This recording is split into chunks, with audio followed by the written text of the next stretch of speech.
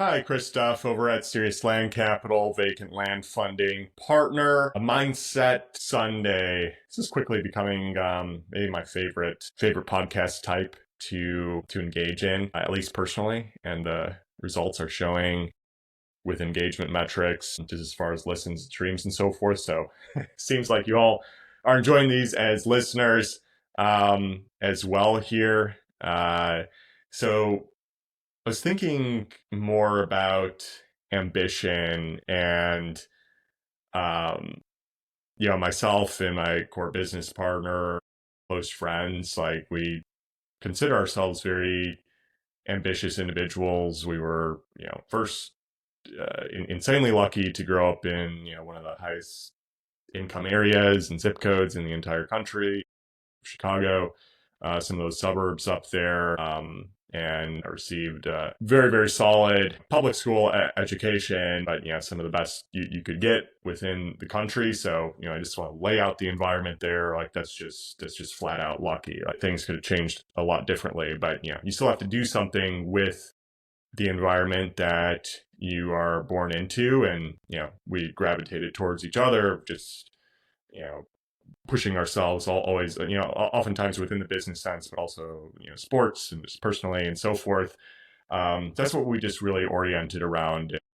Like I just don't have any shame about the ambition that, uh, um, like I have within my own self. Like everybody's just going to have different levels that they're comfortable with pursuing. And, I just think that's an answer or a question that you can only answer internally. But like, what actually, or how would you define ambition? And so, I know kind of the eating glass paradigm that's common with just entrepreneurship. That especially entrepreneurs, it's like just about eating glass day in and day out. You're having to solve the most difficult problems and the problems that no one else wants to solve. And I feel that routinely where, just the hairiest stuff.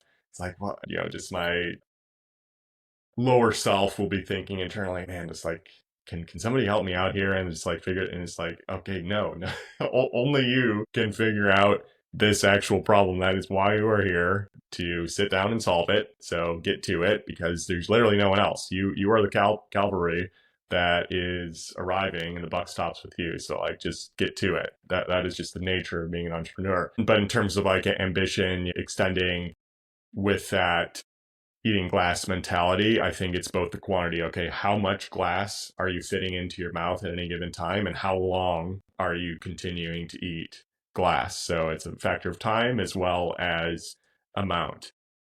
And I think that's a really good analogy for ambition. And again, that could be from business sense or really doing anything hard, because like to be ambitious, like you have to do something that is hard physically, mentally, emotionally, whatever. It has to be something that an average person will not do. It has to be, an above average result. So that by necessity requires pain and, um, consistency with doing the hard work, which, you just equate to, again, stuffing your mouth full of glass, and for how long can you chew it? And so, we have really big dreams with our business, like a bit bigger than a lot of folks. And I think like, probably like a top 1% in ambition worldwide. And when you actually break that down, there's a little over 8 billion people in the world, but you have to remove everybody, like 6 months. Of course, you're going to be more ambitious than like somebody who was just born, 2 weeks ago. And then people who are on their deathbed, they're like 95 years old. So I would change the math to where it's like, okay, everybody who in the world that's like roughly between the ages of 20 and 65, like working age. And that is, a bit over half the world's population. So overall, you're looking at probably like 45 million people within that age group around the world who would fit in the top 1%. And I'm like, that's a lot of people, almost 50 million people.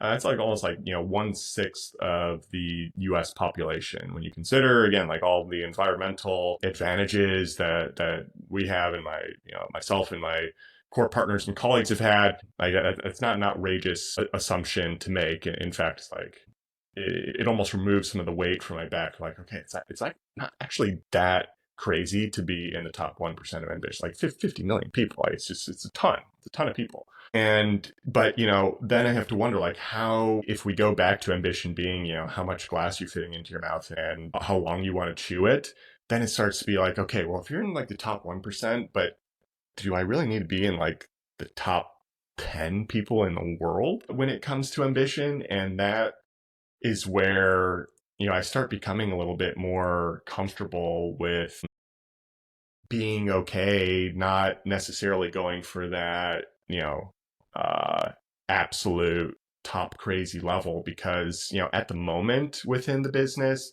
like it's out of necessity that I'm just eating glass every day, like working 7 days a week, because, we're just trying to grow. I'm just not financially, as free as I would really like to be. Now, it hasn't reached the level that I need to be at. Like, there's just so much investment within the business, and feeding a family and so forth, that I just required to do all of this work. And so it's when you're actually required to just stuff your mouth full of glass and eat it day after day, it's like, okay, I can do this. I can prove to myself that I can live this lifestyle, just until things are resolved there. But I'm confident that this work is paying off slowly and steadily, sometimes quicker and sometimes slow. Like, it fluctuates, right? And we're all products of the macroeconomy that we're in. We adapt to the circumstances. So things could slow down, they could speed up. I don't know, but I'm just staying consistent with it. But eventually there will be a day where it will be a choice. Financial dreams, freedom dreams are realized, and it will entirely be my choice on how much glass I stuff into my mouth and for how long I chew it. And that, I think, is where it really differentiates, okay, who is carrying on that torch of just, absolute crazy ambition. Like, if I, was sitting on, $50 million of liquid assets, would I be pushing as hard as I am now, just showing up day after day after day, new marketing techniques, vision of business development, and just grinding, figuring out, okay, what are the next steps? Or in fact, like, stuffing even more glass into my mouth because I have even more assets to work with, so I can do, or I can have even more impact on the world, and within a business sense, and take even bigger leaps forward to try to ratchet up ambition even more. And that thought kind of scares me a little bit, because I think I'm always going to be doing so, like, it just, in different areas of my life, like physical fitness and so forth. I just eat glass every day. I work out just, 6 days a week, just solid. Doesn't matter what, doesn't matter how I'm feeling. It's just, and you go and you put in the work, and that'll never change for my personality. And it's, sometimes even when I might take, like, even a little like extra leisure time off, like, I just start feeling restless and so forth. And, maybe that's just the product of habits at the moment. But when I, like, really have the choice to do it, I feel like I'm just always going to want to be in the mix to some degree. But, would I just want to live this, glass eating lifestyle for potentially the rest of my life, to just try to push on the ambition side indefinitely until deathbed? I don't think that is going to be the case. Like, I think I can solidly stick within that top 1%. Arbitrary numbers, I know, but that's just, like, naturally, like, my personality just orients to that. I like to push. I like to have big goals. My friends and partners like to have it. So, like, it feeds on each other. Like, that's why I root for the success of my friends, because it pushes me even more to continue to accelerate further. I get a lot of energy from that. I don't think that will ever change, but to just take it up, to kind of stick with this again is basically what I'm getting at for the rest of my life. Just like 7 days, day in, day out, years go by, holidays, whatever, of just pushing and pushing and pushing, and more glass into my mouth. I don't think that is the route that I'm trying to do. And I had a deeper discussion with my friends and partners in New York last weekend, and I think we're all pretty aligned like that. We all have like really big pain tolerances. Some of us have to go through more pain than others, fluctuating here, but I think we all kind of arrived. It's like, I don't want to just miss my kids growing up and just like miss other parts of life, or like never go to hang out with,